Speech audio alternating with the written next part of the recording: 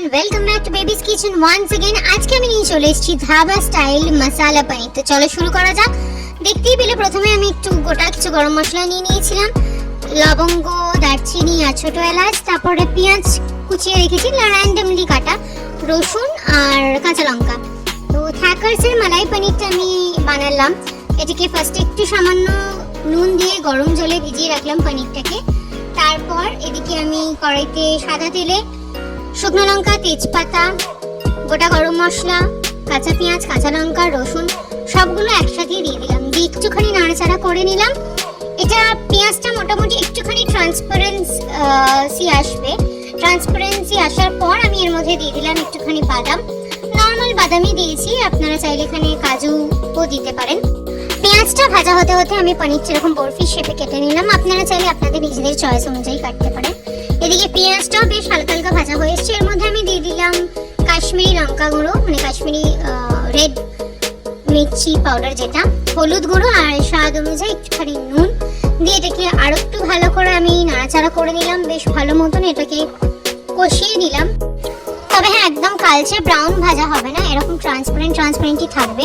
স্বাদ অনুযায়ী চিনি দিয়ে দিলাম, দিয়ে দিচ্ছি গরম মশলা গুঁড়ো, দিয়ে এটাকে আরেকটু ভালো করে আমি নাড়াচাড়া করে নিচ্ছি। তারপর এটাকে হালকা একটু ঠান্ডা করে মিক্সিতে দিয়ে এটাকে আমি একটা পেস্ট বানিয়ে নেব।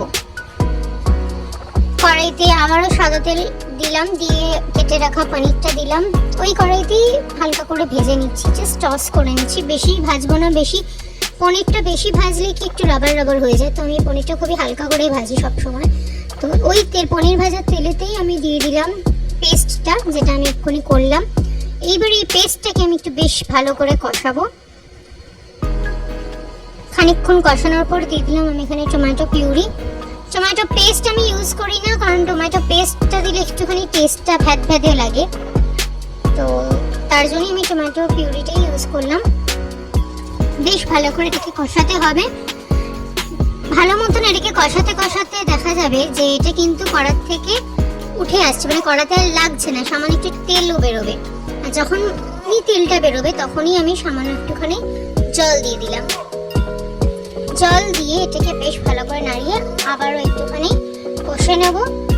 বেশ ভালো করে কষিয়ে নেওয়ার পর এটাতে আমি দিয়ে দিলাম সামান্য কাসুরি মেথি দিয়ে দিলাম, দিয়ে এটাকে আমি আরেকটু কষাবো। তবে হ্যাঁ, গোটা রান্নাটাই মানে বিশেষ করে পেস্টটা দেওয়ার পর কিন্তু লো ফ্লেমে হবে না, তো ভীষণ ছিটবে। তার মধ্যে এবার আমি দিয়ে দিলাম তেঁতুল, একটু সামান্য তেঁতুল আমি অল্প জলে ভিজিয়ে রেখেছিলাম এবং সেই তেঁতুল ভেজানো জলটা দিলাম, দিয়ে ভালো করে নাড়াচাড়া করে একদমই লো ফ্লেমে এটাকে একটুখানি ফুটতে দিলাম। এবং ফুটতে দেওয়ার পর আমি লাস্টলি দিয়ে দিলাম পনিরটা দেওয়ার পর এটাকে বেশ ভালো করে মিক্স করে নিলাম। এই ক্ষেত্রে একটা কথা বলি, যার যেরকম গ্রেভির কনসিস্টেন্সি পছন্দ সে সেরকমই গ্রেভির কনসিস্টেন্সি রাখতে পারে। আমার এই কনসিস্টেন্সিটাই পছন্দ, তাই আমি এই কনসিস্টেন্সিটাই রাখলাম। তো ধাবা স্টাইল মশলা পনির আমার রেডি। ওপর থেকে আমি কিছুটা বাটার দিয়ে দিয়েছি। আপনারা অবশ্যই ট্রাই করবেন এবং কমেন্ট করে জানাবেন কেমন লাগলো। Thank you.